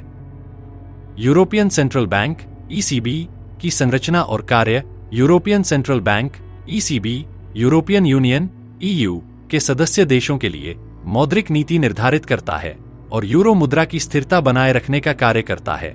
इसकी स्थापना 1998 में हुई थी और इसका मुख्यालय फ्रैंकफर्ट, जर्मनी में स्थित है। ECB की निर्णय लेने वाली प्रमुख संस्था गवर्निंग काउंसिल होती है, जिसमें यूरोजोन के सभी सदस्य देशों के केंद्रीय बैंक प्रमुख शामिल होते हैं। ECB और फेड की तुलना। हालांकि फेड और ECB दोनों का मुख्य उद्देश्य वित्तीय स्थिरता बनाए रखना और मुद्रास्फीति को नियंत्रित करना है, लेकिन दोनों की संरचना और कार्यप्रणाली में कुछ अंतर हैं। फेड अमेरिकी अर्थव्यवस्था के लिए नीति बनाता है, जबकि ECB को पूरे यूरोजोन की अर्थव्यवस्था को ध्यान में रखना होता है। इसके अलावा फेड का एक दोहरी नीति लक्ष्य है मुद्रास्फीति को नियंत्रण में रखना और रोजगार को बढ़ावा देना, जबकि ECB मुख्य रूप से मुद्रास्फीति नियंत्रण पर ध्यान केंद्रित करता है। निष्कर्ष: केंद्रीय बैंक किसी भी देश या क्षेत्र की वित्तीय स्थिरता सुनिश्चित करने के लिए मौद्रिक नीति का संचालन करते हैं। फेड और ECB जैसे संस्थान ब्याज दरों, मुद्रा आपूर्ति और वित्तीय विनियमन के माध्यम से अर्थव्यवस्था को संतुलित रखते हैं। हालांकि दोनों की संरचनाओं और प्राथमिकताओं में कुछ अंतर हैं, लेकिन इनका मुख्य उद्देश्य वित्तीय प्रणाली को स्थिर और प्रभावी बनाए रखना है, जिससे आर्थिक विकास और स्थिरता बनी रहे। चैप्टर 15: मुद्रा आपूर्ति प्रक्रिया। मुद्रा आपूर्ति किसी भी अर्थव्यवस्था के वित्तीय तंत्र का एक महत्वपूर्ण हिस्सा होती है। यह अध्याय समझाता है कि मुद्रा आपूर्ति कैसे काम करती है, केंद्रीय बैंक इसे कैसे नियंत्रित करता है और इसका आर्थिक गतिविधियों पर क्या प्रभाव पड़ता है। मुद्रा आपूर्ति का स्रोत और प्रक्रिया। मुद्रा आपूर्ति मुख्य रूप से 3 स्रोतों से आती है। पहला, केंद्रीय बैंक, जैसे कि फेडरल रिजर्व या RBI, जो मुद्रा जारी करता है और मौद्रिक नीति को नियंत्रित करता है। दूसरा, वाणिज्यिक बैंक, जो जमा राशि के माध्यम से मुद्रा सृजन करते हैं। तीसरा, सार्वजनिक मांग, जो नकद और बैंकिंग जमाओं के रूप में मुद्रा का उपयोग करती है। मुद्रा आपूर्ति की प्रक्रिया में केंद्रीय बैंक द्वारा जारी की गई मुद्रा, वाणिज्यिक बैंकों की ऋण देने की क्षमता और जनता की नकदी रखने की प्रवृत्ति प्रमुख भूमिका निभाती है। मनी मल्टीप्लायर और मुद्रा सृजन। मनी मल्टीप्लायर यह दर्शाता है कि बैंकिंग प्रणाली में एक छोटी प्रारंभिक जमा कैसे कई गुना अधिक मुद्रा सृजित कर सकती है। जब बैंक किसी व्यक्ति से जमा स्वीकार करता है तो इसका एक हिस्सा अपने पास रखता है और बाकी को ऋण के रूप में जारी करता है। इस ऋण को प्राप्त करने वाला व्यक्ति इसे फिर से बैंक में जमा करता है, जिससे मुद्रा सृजन की प्रक्रिया चलती रहती है। यह चक्र तब तक चलता रहता है जब तक कि संपूर्ण प्रणाली में अधिकतम संभव मुद्रा नहीं बन जाती। केंद्रीय बैंक की भूमिका। केंद्रीय बैंक मुद्रा आपूर्ति को नियंत्रित करने के लिए कई उपकरणों का उपयोग करता है।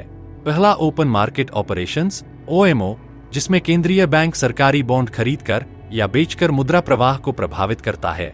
दूसरा, रिजर्व आवश्यकताएं, जिनके तहत बैंकों को अपनी कुल जमा राशि का एक निश्चित हिस्सा केंद्रीय बैंक के पास रखना होता है। तीसरा, नीति दरें (पॉलिसी रेट्स), जैसे कि रेपो रेट और डिस्काउंट रेट, जो वाणिज्यिक बैंकों को उधार लेने की लागत को प्रभावित करती हैं। मुद्रा आपूर्ति और मुद्रास्फीति का संबंध। यदि मुद्रा आपूर्ति बहुत तेजी से बढ़ती है तो यह मुद्रास्फीति को बढ़ा सकती है, जिससे वस्तुओं और सेवाओं की कीमतें बढ़ जाती हैं। इसके विपरीत, यदि मुद्रा आपूर्ति बहुत धीमी होती है तो इससे आर्थिक विकास रुक सकता है और मंदी आ सकती है। इसीलिए केंद्रीय बैंक को संतुलित नीति अपनानी होती है ताकि आर्थिक स्थिरता बनी रहे। चैप्टर 16: मौद्रिक नीति के उपकरण। किसी भी अर्थव्यवस्था में मौद्रिक नीति का मुख्य उद्देश्य मुद्रा आपूर्ति और ब्याज दरों को नियंत्रित करके आर्थिक स्थिरता बनाए रखना होता है। यह अध्याय समझाता है कि केंद्रीय बैंक विभिन्न मौद्रिक उपकरणों का उपयोग करके मुद्रास्फीति, बेरोजगारी और आर्थिक विकास को कैसे प्रभावित करता है। मौद्रिक नीति के प्रमुख उपकरण। केंद्रीय बैंक द्वारा मौद्रिक नीति को लागू करने के लिए 3 प्रमुख उपकरणों का उपयोग किया जाता है। पहला, ओपन मार्केट ऑपरेशंस (OMO), जिसमें केंद्रीय बैंक सरकारी बॉन्ड खरीदकर या बेचकर मुद्रा आपूर्ति को नियंत्रित करता है। जब केंद्रीय बैंक बॉन्ड खरीदता है तो बैंकों के पास अधिक नकदी आती है, जिससे ब्याज दरें घटती हैं और उधारी बढ़ती है। वहीं जब केंद्रीय बैंक बॉन्ड बेचता है तो मुद्रा प्रवाह कम होता है और ब्याज दरें बढ़ जाती हैं। दूसरा उपकरण रिजर्व आवश्यकताएं (रिजर्व रिक्वायरमेंट्स) होती हैं। केंद्रीय बैंक बैंकों को अपनी कुल जमा राशि का एक निश्चित प्रतिशत नकद के रूप में रखने का निर्देश देता है, जिसे कैश रिजर्व रेशियो (CRR) कहा जाता है। यदि CRR बढ़ाया जाता है तो बैंकों के पास ऋण देने के लिए कम पैसा होता है, जिससे मुद्रा आपूर्ति घटती है। इसके विपरीत, यदि CRR घटाया जाता है तो बैंकों के पास अधिक पैसा उपलब्ध होता है, जिससे वे अधिक ऋण दे सकते हैं और मुद्रा आपूर्ति बढ़ती है। तीसरा उपकरण नीति दरें (पॉलिसी रेट्स) होती हैं। इसमें रेपो रेट और डिस्काउंट रेट शामिल होते हैं। रेपो रेट वह दर होती है जिस पर बैंक केंद्रीय बैंक से अल्पकालिक ऋण लेते हैं। यदि केंद्रीय बैंक रेपो रेट बढ़ा देता है तो बैंकों के लिए उधार लेना महंगा हो जाता है, जिससे ब्याज दरें बढ़ती हैं और ऋण प्रवाह कम होता है। इसके विपरीत, यदि रेपो रेट घटाया जाता है तो ब्याज दरें कम होती हैं और बाजार में अधिक नकदी प्रवाह होता है। मौद्रिक नीति के प्रभाव: जब अर्थव्यवस्था में मुद्रास्फीति बढ़ने लगती है तो केंद्रीय बैंक ब्याज दरें बढ़ाकर और मुद्रा आपूर्ति कम करके इसे नियंत्रित करता है। इससे लोगों की खर्च करने की क्षमता घटती है और मांग संतुलित होती है। इसके विपरीत, जब अर्थव्यवस्था में मंदी आती है और आर्थिक गतिविधियां धीमी हो जाती हैं तो केंद्रीय बैंक ब्याज दरें घटाकर और मुद्रा आपूर्ति बढ़ाकर निवेश और उपभोग को प्रोत्साहित करता है। निष्कर्ष: मौद्रिक नीति अर्थव्यवस्था को स्थिर और संतुलित रखने का एक महत्वपूर्ण साधन है। केंद्रीय बैंक अपने विभिन्न उपकरणों का उपयोग करके मुद्रा आपूर्ति और ब्याज दरों को नियंत्रित करता है, जिससे मुद्रास्फीति, रोजगार और आर्थिक विकास को प्रभावित किया जाता है। एक प्रभावी मौद्रिक नीति से आर्थिक अस्थिरता को रोका जा सकता है और सतत विकास को बढ़ावा दिया जा सकता है। चैप्टर 17: मुद्रा नीति की रणनीतियां और उद्देश्यों का संचालन। मौद्रिक नीति का मुख्य उद्देश्य किसी भी देश की अर्थव्यवस्था को स्थिर रखना है, जिसमें मुद्रास्फीति को नियंत्रित करना, रोजगार की स्थिति को सुधारना और आर्थिक विकास को बढ़ावा देना शामिल है। इस अध्याय में हम देखेंगे कि मौद्रिक नीति की विभिन्न रणनीतियां किस प्रकार से केंद्रीय बैंक द्वारा अपनाई जाती हैं और इन रणनीतियों का आर्थिक स्थिति पर क्या प्रभाव पड़ता है। मौद्रिक नीति के उद्देश्यों की व्याख्या। केंद्रीय बैंक की मौद्रिक नीति का मुख्य उद्देश्य 3 प्रमुख क्षेत्रों पर केंद्रित होता है। पहला, मुद्रास्फीति को नियंत्रित करना। केंद्रीय बैंक को यह सुनिश्चित करना होता है कि कीमतों में वृद्धि, मुद्रास्फीति एक स्थिर और स्वस्थ दर पर बनी रहे। अत्यधिक मुद्रास्फीति से खरीदने की क्षमता कम हो जाती है और आर्थिक असंतुलन उत्पन्न होता है। दूसरा, पूर्ण रोजगार को बढ़ावा देना। केंद्रीय बैंक द्वारा की गई नीतियों का एक उद्देश्य यह भी होता है कि अधिक से अधिक लोग रोजगार प्राप्त कर सकें और बेरोजगारी दर कम हो। तीसरा, आर्थिक विकास को बढ़ावा देना। मौद्रिक नीति का एक उद्देश्य यह भी होता है कि आर्थिक विकास में तेजी लाना और इसमें संतुलन बनाए रखना। मौद्रिक नीति की रणनीतियां। केंद्रीय बैंक विभिन्न रणनीतियों का पालन करके इन उद्देश्यों को पूरा करने की कोशिश करता है।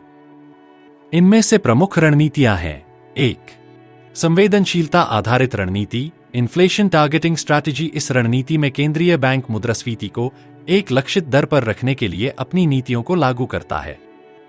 इसका उद्देश्य यह होता है कि मुद्रास्फीति स्थिर और अपेक्षाकृत कम रहे, ताकि निवेशकों का विश्वास बना रहे और लोगों की क्रय शक्ति में वृद्धि हो। 2. मौद्रिक नीति के विस्तार, एक्सपेंशनरी मॉनेटरी पॉलिसी। जब अर्थव्यवस्था मंदी के दौर से गुजर रही होती है तो केंद्रीय बैंक अपनी नीतियों को नरम करता है, जैसे ब्याज दरों को घटाकर खुले बाजार ऑपरेशंस के माध्यम से अधिक मुद्रा आपूर्ति करता है। इस नीति का उद्देश्य उपभोक्ता खर्च और निवेश को बढ़ाना होता है। 3. मौद्रिक नीति का संकुचन, कॉन्ट्रैक्शनरी मॉनेटरी पॉलिसी। जब अर्थव्यवस्था में अत्यधिक मुद्रास्फीति होती है और कीमतें बढ़ रही होती हैं तो केंद्रीय बैंक संकुचनात्मक नीति अपनाता है, जिसमें ब्याज दरों को बढ़ाकर और मुद्रा आपूर्ति को घटाकर मुद्रास्फीति को नियंत्रित किया जाता है। चैप्टर 18: विदेशी मुद्रा बाजार। विदेशी मुद्रा बाजार, फॉरेन एक्सचेंज मार्केट, फॉरेक्स, वह स्थान है जहां विभिन्न देशों की मुद्राओं का आदान प्रदान होता है। यह दुनिया का सबसे बड़ा और सबसे अधिक तरल वित्तीय बाजार है, जहां प्रतिदिन खरबों डॉलर का लेन देन होता है। यह अध्याय विदेशी मुद्रा बाजार की संरचना, विनिमय दरों को प्रभावित करने वाले कारकों और मौद्रिक नीति पर इसके प्रभाव को समझाने पर केंद्रित है। विदेशी मुद्रा बाजार की संरचना। विदेशी मुद्रा बाजार कई भागीदारों से मिलकर बना होता है।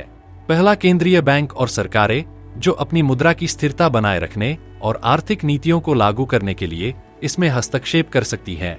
दूसरा, वाणिज्यिक बैंक और वित्तीय संस्थान जो मुद्रा विनिमय की सेवाएं प्रदान करते हैं और व्यापारिक उद्देश्यों के लिए लेन देन करते हैं। तीसरा, कॉरपोरेट और निवेशक जो अंतर्राष्ट्रीय व्यापार और निवेश के लिए विदेशी मुद्रा का उपयोग करते हैं। चौथा, खुदरा व्यापारी और सट्टेबाज जो मुद्रा विनिमय दरों में उतार चढ़ाव से लाभ कमाने की कोशिश करते हैं। विनिमय दर और इसके प्रकार। विनिमय दर, एक्सचेंज रेट, यह दर्शाती है कि एक मुद्रा की कीमत दूसरी मुद्रा के मुकाबले कितनी है। विनिमय दर के दो मुख्य प्रकार होते हैं। पहला, स्थिर विनिमय दर प्रणाली, फिक्स्ड एक्सचेंज रेट सिस्टम, जिसमें सरकार या केंद्रीय बैंक विनिमय दर को स्थिर बनाए रखने के लिए मुद्रा बाजार में हस्तक्षेप करता है। दूसरा, लचीली विनिमय दर प्रणाली, फ्लोटिंग एक्सचेंज रेट सिस्टम, जिसमें मुद्रा की कीमत मांग और आपूर्ति के आधार पर स्वतः निर्धारित होती है। विनिमय दरों को प्रभावित करने वाले कारक। मुद्रा विनिमय दरें कई आर्थिक और राजनीतिक कारकों से प्रभावित होती हैं। पहला, मुद्रास्फीति दर। यदि किसी देश में मुद्रास्फीति अधिक होती है तो उसकी मुद्रा का मूल्य गिर जाता है क्योंकि वस्तुएं और सेवाएं महंगी हो जाती हैं। दूसरा, ब्याज दरें। उच्च ब्याज दरें विदेशी निवेशकों को आकर्षित करती हैं, जिससे उस देश की मुद्रा मजबूत होती है। तीसरा, अर्थव्यवस्था की स्थिरता। यदि किसी देश की अर्थव्यवस्था मजबूत होती है तो उसकी मुद्रा की मांग बढ़ती है, जिससे उसका मूल्य बढ़ता है। चौथा, सरकारी नीतियां और राजनीतिक घटनाएं। व्यापार समझौतों, आर्थिक प्रतिबंधों और राजनीतिक अस्थिरता का भी विनिमय दरों पर गहरा प्रभाव पड़ता है। विदेशी मुद्रा बाजार और मौद्रिक नीति। विदेशी मुद्रा बाजार किसी देश की मौद्रिक नीति को सीधे प्रभावित करता है। यदि किसी देश की मुद्रा का मूल्य बहुत अधिक बढ़ जाता है तो निर्यात महंगा हो जाता है और विदेशी बाजार में प्रतिस्पर्धा कम हो जाती है, जिससे आर्थिक विकास पर नकारात्मक प्रभाव पड़ सकता है। इसके विपरीत, यदि मुद्रा का मूल्य बहुत अधिक गिर जाता है तो आयात महंगा हो जाता है, जिससे मुद्रास्फीति बढ़ सकती है। इसीलिए केंद्रीय बैंक विनिमय दरों को स्थिर रखने के लिए खुले बाजार ऑपरेशंस, ओपन मार्केट ऑपरेशंस और ब्याज दरों को नियंत्रित करने जैसे उपाय अपनाता है। निष्कर्ष, विदेशी मुद्रा बाजार वैश्विक अर्थव्यवस्था का एक महत्वपूर्ण हिस्सा है। यह अंतर्राष्ट्रीय व्यापार, निवेश और मौद्रिक नीति को सीधे प्रभावित करता है। विनिमय दरों के उतार चढ़ाव से देश की आर्थिक स्थिति और लोगों की क्रय शक्ति पर गहरा प्रभाव पड़ता है। इसलिए केंद्रीय बैंकों और सरकारों को इसे स्थिर बनाए रखने के लिए सक्रिय नीतियां अपनानी पड़ती हैं ताकि आर्थिक संतुलन बना रहे और वित्तीय अस्थिरता से बचा जा सके। चैप्टर 19, अंतर्राष्ट्रीय वित्तीय प्रणाली। अंतर्राष्ट्रीय वित्तीय प्रणाली, इंटरनेशनल फाइनेंशियल सिस्टम, वह ढांचा है जिसके माध्यम से विभिन्न देशों की मुद्राएं, पूंजी प्रवाह, व्यापार और निवेश आपस में जुड़े होते हैं। यह प्रणाली वैश्विक अर्थव्यवस्था के स्थायित्व को सुनिश्चित करने में मदद करती है। यह अध्याय समझाता है कि अंतर्राष्ट्रीय वित्तीय प्रणाली कैसे काम करती है, इसमें कौन कौन से घटक शामिल होते हैं और इसकी स्थिरता बनाए रखने के लिए क्या उपाय किए जाते हैं। अंतर्राष्ट्रीय वित्तीय प्रणाली के घटक। इस प्रणाली में कई प्रमुख घटक होते हैं।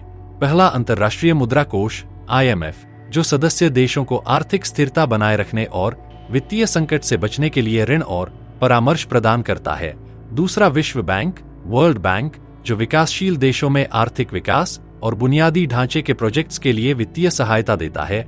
तीसरा, ब्रेटन वुड्स प्रणाली, जो द्वितीय विश्व युद्ध के बाद बनाई गई थी और जिसने वैश्विक मुद्रा विनिमय दरों को स्थिर करने में मदद की थी। चौथा, अंतर्राष्ट्रीय पूंजी प्रवाह, जिसमें प्रत्यक्ष विदेशी निवेश FDI, पोर्टफोलियो निवेश और अन्य वित्तीय लेनदेन शामिल होते हैं। विनिमय दर प्रणालियां। अंतर्राष्ट्रीय वित्तीय प्रणाली में विनिमय दरों को स्थिर रखने के लिए विभिन्न प्रणालियां अपनाई जाती हैं। पहला, स्थिर विनिमय दर प्रणाली, फिक्स्ड एक्सचेंज रेट सिस्टम, जिसमें एक देश की मुद्रा को किसी विशेष मुद्रा या सोने के मूल्य से जोड़ा जाता है। दूसरा, लचीली विनिमय दर प्रणाली, फ्लोटिंग एक्सचेंज रेट सिस्टम, जिसमें मुद्रा का मूल्य विदेशी मुद्रा बाजार में मांग और आपूर्ति के आधार पर तय होता है। तीसरा, संकर विनिमय दर प्रणाली, मैनेज्ड फ्लोटिंग सिस्टम, जिसमें सरकार और केंद्रीय बैंक विनिमय दर को नियंत्रित करने के लिए समय समय पर हस्तक्षेप करते हैं। अंतर्राष्ट्रीय वित्तीय अस्थिरता और संकट। अंतर्राष्ट्रीय वित्तीय प्रणाली में कई बार अस्थिरता उत्पन्न हो सकती है। पहला, मुद्रा संकट करेंसी क्राइसिस, जब किसी देश की मुद्रा तेजी से अवमूल्यन हो जाती है, जिससे विदेशी निवेशक अपना पैसा निकालने लगते हैं।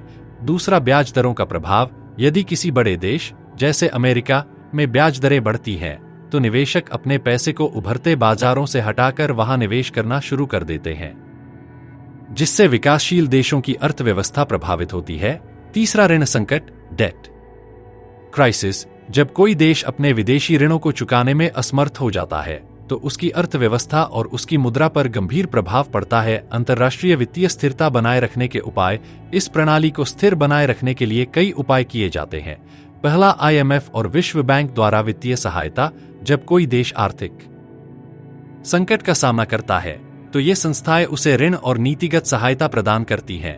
दूसरा, केंद्रीय बैंकों का समन्वय। प्रमुख केंद्रीय बैंक जैसे कि फेडरल रिजर्व, फेड और यूरोपियन सेंट्रल बैंक, ECB, वैश्विक अर्थव्यवस्था को स्थिर बनाए रखने के लिए नीतिगत समायोजन करते हैं। तीसरा, विनिमय दर हस्तक्षेप। कई देश अपनी मुद्रा की स्थिरता बनाए रखने के लिए विदेशी मुद्रा बाजार में हस्तक्षेप करते हैं। निष्कर्ष, अंतर्राष्ट्रीय वित्तीय प्रणाली वैश्विक व्यापार, निवेश और आर्थिक स्थिरता के लिए आवश्यक है। यह विभिन्न देशों के बीच पूंजी प्रवाह को नियंत्रित करने और वित्तीय संकट को रोकने में मदद करती है। हालांकि इसे स्थिर बनाए रखना एक चुनौतीपूर्ण कार्य है, जिसके लिए मजबूत विनियमों, अंतर्राष्ट्रीय सहयोग और प्रभावी मौद्रिक नीतियों की आवश्यकता होती है। चैप्टर 20, मुद्रा की मांग। मुद्रा की मांग, डिमांड फॉर मनी, किसी भी अर्थव्यवस्था में एक महत्वपूर्ण अवधारणा है जो यह दर्शाती है कि लोग अपनी संपत्ति का कितना हिस्सा नकद या बैंक जमा के रूप में रखना चाहते हैं।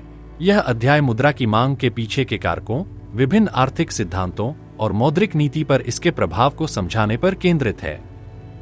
मुद्रा की मांग को प्रभावित करने वाले कारक। मुद्रा की मांग कई कारकों पर निर्भर करती है। पहला, ब्याज दर, इंटरेस्ट रेट।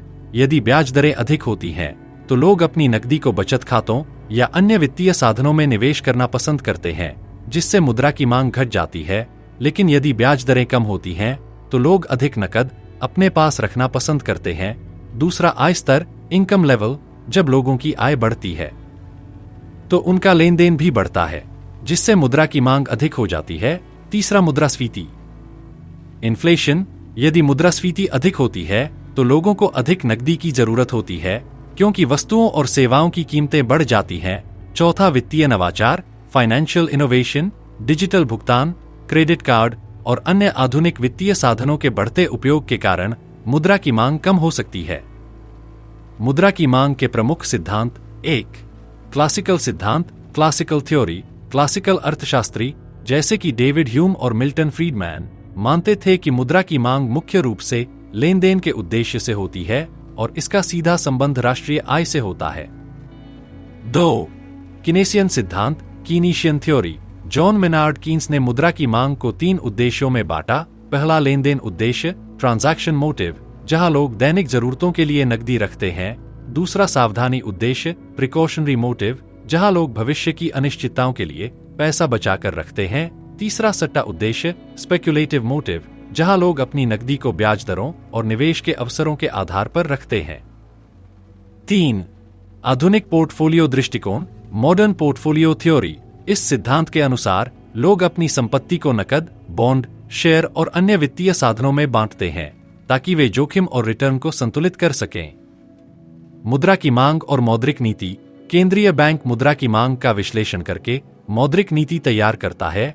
यदि मुद्रा की मांग अधिक होती है तो केंद्रीय बैंक ब्याज दरें घटा सकता है और मुद्रा आपूर्ति बढ़ा सकता है, जिससे आर्थिक गतिविधियों को प्रोत्साहन मिलता है। लेकिन यदि मुद्रा की मांग कम होती है तो केंद्रीय बैंक ब्याज दरें बढ़ाकर अतिरिक्त नकदी को नियंत्रित कर सकता है, जिससे मुद्रास्फीति को रोका जा सके।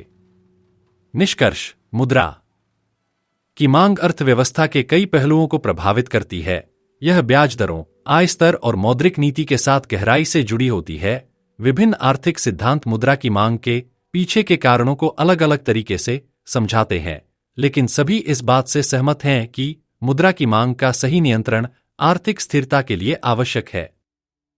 चैप्टर 21, इज़लम मॉडल, कुल मांग और आपूर्ति का विश्लेषण। इज़लम मॉडल अर्थशास्त्र में एक महत्वपूर्ण उपकरण है जो यह दर्शाता है कि किसी अर्थव्यवस्था में ब्याज दरें और उत्पादन स्तर कैसे निर्धारित होते हैं। यह मॉडल 2 घटकों पर आधारित है। पहला, इस वक्र, इन्वेस्टमेंट सेविंग्स कर्व, जो उत्पाद और बाजार के संतुलन को दर्शाता है। दूसरा, एलएम वक्र, liquidity preference money supply curve, जो मुद्रा बाजार के संतुलन को दर्शाता है।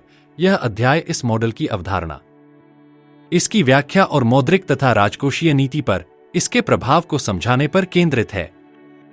इस वक्र, इन्वेस्टमेंट सेविंग्स कर्व और वास्तविक अर्थव्यवस्था, इस वक्र उन सभी बिंदुओं का प्रतिनिधित्व करता है जहां वस्तु और सेवा बाजार संतुलन में होते हैं। इसका मुख्य विचार यह है कि ब्याज दरें और निवेश के बीच एक नकारात्मक संबंध होता है। जब ब्याज दरें घटती हैं तो निवेश बढ़ता है, जिससे कुल मांग बढ़ती है और अर्थव्यवस्था में उत्पादन बढ़ता है। इसके विपरीत, यदि ब्याज दरें अधिक होती हैं तो निवेश घटता है और आर्थिक गतिविधियां धीमी हो जाती हैं। इस वक्र नीचे की ओर ढलान वाला होता है, क्योंकि जब ब्याज दरें घटती हैं तो अधिक लोग उधार लेने और निवेश करने के लिए प्रेरित होते हैं, जिससे राष्ट्रीय आय और उत्पादन स्तर बढ़ता है। एलएम वक्र, liquidity preference money supply curve और मौद्रिक नीति। एलएम वक्र उन सभी बिंदुओं का प्रतिनिधित्व करता है जहां मुद्रा बाजार संतुलन में होता है। यह दर्शाता है कि ब्याज दरें और मुद्रा आपूर्ति के बीच क्या संबंध है। जब मुद्रा आपूर्ति अधिक होती है तो ब्याज दरें घटती हैं, और जब मुद्रा आपूर्ति कम होती है तो ब्याज दरें बढ़ जाती हैं। एलएम वक्र ऊपर की ओर ढलान वाला होता है, क्योंकि जब राष्ट्रीय आय बढ़ती है तो लोगों की लेनदेन संबंधी नकदी की मांग भी बढ़ती है, जिससे ब्याज दरें ऊपर जाती हैं। इस एलएम मॉडल में संतुलन, इस और एलएम वक्र का प्रतिच्छेदन उस बिंदु को दर्शाता है जहां वस्तु बाजार और मुद्रा बाजार दोनों संतुलन में होते हैं।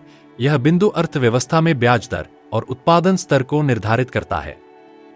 यदि सरकार राजकोषीय नीति, फिस्कल पॉलिसी को बदलती है, जैसे कि सरकारी खर्च बढ़ाती है या करों को कम करती है, तो इससे इस वक्र दाईं ओर शिफ्ट होता है, जिससे राष्ट्रीय आय और ब्याज दरें बढ़ती हैं। यदि केंद्रीय बैंक मौद्रिक नीति, मॉनेटरी पॉलिसी को बदलता है, जैसे कि मुद्रा आपूर्ति बढ़ाता है, तो एलएम वक्र दाईं ओर शिफ्ट होता है, जिससे ब्याज दरें घटती हैं और राष्ट्रीय आय बढ़ती है। चैप्टर 22, मौद्रिक नीति सिद्धांत। मौद्रिक नीति किसी भी अर्थव्यवस्था को स्थिर रखने और आर्थिक विकास को संतुलित करने के लिए केंद्रीय बैंक द्वारा अपनाई जाने वाली रणनीति होती है।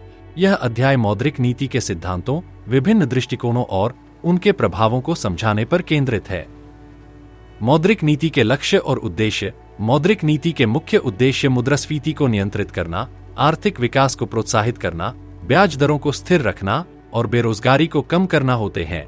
केंद्रीय बैंक इन उद्देश्यों को पूरा करने के लिए मौद्रिक उपकरणों का उपयोग करता है, जैसे कि ओपन मार्केट ऑपरेशंस, रिजर्व आवश्यकताएं और नीति दरें। मौद्रिक नीति के प्रमुख सिद्धांत। 1. क्लासिकल सिद्धांत, क्लासिकल थ्योरी। इस सिद्धांत के अनुसार मुद्रा आपूर्ति केवल मूल्य स्तर को प्रभावित करती है और इसका दीर्घकालिक आर्थिक विकास पर कोई प्रभाव नहीं होता। क्लासिकल दृष्टिकोण यह मानता है कि बाजार स्वाभाविक रूप से संतुलन की ओर बढ़ता है और मौद्रिक नीति की भूमिका सीमित होनी चाहिए। 2. कीनेसियन सिद्धांत, कीनीशियन थ्योरी। जॉन मेनार्ड कीन्स के अनुसार अल्पकालिक आर्थिक अस्थिरता को नियंत्रित करने के लिए मौद्रिक नीति महत्वपूर्ण भूमिका निभाती है। यदि अर्थव्यवस्था मंदी में जाती है तो केंद्रीय बैंक ब्याज दरें कम कर सकता है और मुद्रा आपूर्ति बढ़ा सकता है, जिससे निवेश और उपभोक्ता खर्च को प्रोत्साहन मिलता है। 3. मॉनेटारिस्ट सिद्धांत, मॉनेटरिस्ट थ्योरी। मिल्टन फ्रीडमैन और अन्य मॉनेटारिस्ट अर्थशास्त्रियों का मानना है कि मुद्रा आपूर्ति में वृद्धि का सीधा प्रभाव मुद्रास्फीति पर पड़ता है। उनका तर्क है कि मौद्रिक नीति को एक निश्चित दर से मुद्रा आपूर्ति बढ़ाने पर ध्यान केंद्रित करना चाहिए, न कि ब्याज दरों को बार बार समायोजित करने पर। 4. नई कीनेसियन और नई क्लासिकल सिद्धांत, new Keynesian and new classical theories. नई कीनेसियन अर्थशास्त्री यह मानते हैं कि मौद्रिक नीति अल्पकालिक उत्पादन और रोजगार को प्रभावित कर सकती है, जबकि नई क्लासिकल दृष्टिकोण का तर्क है कि यदि लोग और कंपनियां भविष्य की नीतियों की अपेक्षा कर लेते हैं तो मौद्रिक नीति का प्रभाव कम हो सकता है। मौद्रिक नीति और मुद्रास्फीति नियंत्रण। यदि किसी अर्थव्यवस्था में मुद्रास्फीति बढ़ने लगती है तो केंद्रीय बैंक ब्याज दरों को बढ़ाकर और मुद्रा आपूर्ति को नियंत्रित करके कीमतों को स्थिर करने की कोशिश करता है। इसके विपरीत, यदि अर्थव्यवस्था में मंदी आती है तो केंद्रीय बैंक ब्याज दरें घटाकर और मुद्रा आपूर्ति बढ़ाकर निवेश और उपभोग को प्रोत्साहित करता है। मौद्रिक नीति की सीमाएं और चुनौतियां। मौद्रिक नीति हमेशा प्रभावी नहीं होती, क्योंकि कभी कभी आर्थिक अस्थिरता के कारण लोग और व्यवसाय कम उधारी लेते हैं, भले ही ब्याज दरें कम हो। इसे तरलता जाल, लिक्विडिटी ट्रैप कहा जाता है। इसके अलावा यदि मौद्रिक नीति में बहुत अधिक देरी होती है तो यह सही समय पर प्रभावी नहीं हो पाती और इसके कारण आर्थिक असंतुलन बना रह सकता है। निष्कर्ष, मौद्रिक नीति आर्थिक स्थिरता बनाए रखने और विकास को संतुलित करने के लिए आवश्यक होती है। विभिन्न मौद्रिक सिद्धांत इस पर अलग अलग दृष्टिकोण प्रस्तुत करते हैं, लेकिन सभी इस बात से सहमत हैं कि एक प्रभावी मौद्रिक नीति से मुद्रास्फीति को नियंत्रित किया जा सकता है, बेरोजगारी को कम किया जा सकता है और आर्थिक वृद्धि को बढ़ावा दिया जा सकता है। केंद्रीय बैंकों को अपनी नीतियों को सावधानीपूर्वक लागू करना पड़ता है ताकि वे वित्तीय अस्थिरता से बच सकें और दीर्घकालिक आर्थिक स्थिरता सुनिश्चित कर सकें। चैप्टर 23 मौद्रिक नीति रणनीतियां, मुद्रास्फीति लक्ष्यीकरण और केंद्रीय बैंक की भूमिका। मौद्रिक नीति का मुख्य उद्देश्य आर्थिक स्थिरता बनाए रखना और मुद्रास्फीति को नियंत्रित करना होता है। इस अध्याय में हम यह समझेंगे कि मुद्रास्फीति लक्ष्यीकरण, इन्फ्लेशन टारगेटिंग कैसे काम करता है, केंद्रीय बैंक की इसमें क्या भूमिका होती है और विभिन्न मौद्रिक नीति रणनीतियां अर्थव्यवस्था को कैसे प्रभावित करती हैं। मुद्रास्फीति लक्ष्यीकरण, इन्फ्लेशन टारगेटिंग क्या है? मुद्रास्फीति लक्ष्यीकरण वह नीति है जिसमें केंद्रीय बैंक मुद्रास्फीति को एक निश्चित सीमा के भीतर बनाए रखने का प्रयास करता है। इसका मुख्य उद्देश्य यह सुनिश्चित करना होता है कि कीमतों में वृद्धि की दर इतनी अधिक न हो कि उपभोक्ताओं की क्रय शक्ति प्रभावित हो और न ही इतनी कम कि अर्थव्यवस्था में मंदी आ जाए। इस नीति के तहत केंद्रीय बैंक एक निश्चित मुद्रास्फीति लक्ष्य तय करता है। उदाहरण के लिए reserve bank of India (RBI) का लक्ष्य 2% से 6% के बीच मुद्रास्फीति बनाए रखना होता है। यदि मुद्रास्फीति इस सीमा से ऊपर जाती है तो केंद्रीय बैंक मौद्रिक नीति को सख्त कर देता है, यानी ब्याज दरें बढ़ाता है और मुद्रा आपूर्ति को सीमित करता है। वहीं यदि मुद्रास्फीति बहुत कम हो जाती है तो केंद्रीय बैंक ब्याज दरें घटाकर और मुद्रा आपूर्ति बढ़ाकर अर्थव्यवस्था को गति देने का प्रयास करता है। मुद्रास्फीति लक्ष्यीकरण के लाभ। मुद्रास्फीति लक्ष्यीकरण से केंद्रीय बैंक को नीति निर्माण में स्पष्टता मिलती है और बाजार को यह संकेत मिलता है कि मुद्रास्फीति को नियंत्रित करने के लिए ठोस कदम उठाए जा रहे हैं। इससे निवेशकों और उपभोक्ताओं का विश्वास बना रहता है, क्योंकि वे जानते हैं कि कीमतों में उतार चढ़ाव अनियंत्रित नहीं होगा। इसके अलावा यह नीति लंबी अवधि में ब्याज दरों को स्थिर रखने और आर्थिक विकास को संतुलित बनाए रखने में मदद करती है। मुद्रास्फीति लक्ष्यीकरण से जुड़ी चुनौतियां। हालांकि यह नीति प्रभावी मानी जाती है, लेकिन इसमें कुछ चुनौतियां भी हैं। कभी कभी मुद्रास्फीति का कारण आपूर्ति से संबंधित समस्याएं होती हैं, जैसे कि तेल की कीमतों में अचानक वृद्धि या वैश्विक व्यापार व्यवधान।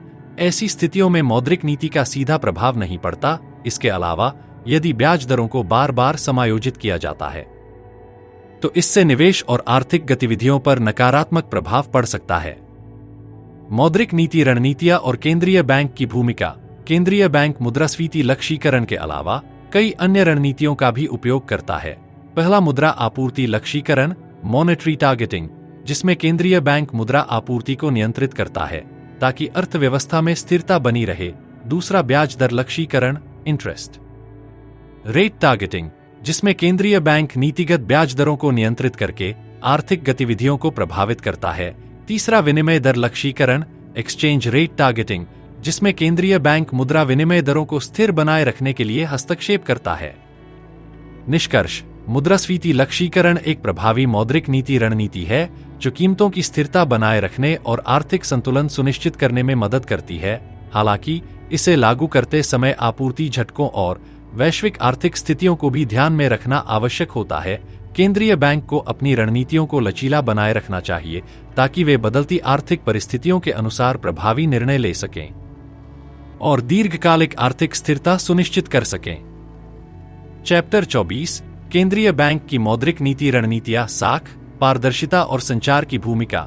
मौद्रिक नीति को प्रभावी बनाने के लिए केवल सही आर्थिक उपकरणों का उपयोग ही पर्याप्त नहीं होता, बल्कि केंद्रीय बैंक की साख, क्रेडिबिलिटी, पारदर्शिता, ट्रांसपेरेंसी और संचार, कम्युनिकेशन भी इसमें महत्वपूर्ण भूमिका निभाते हैं।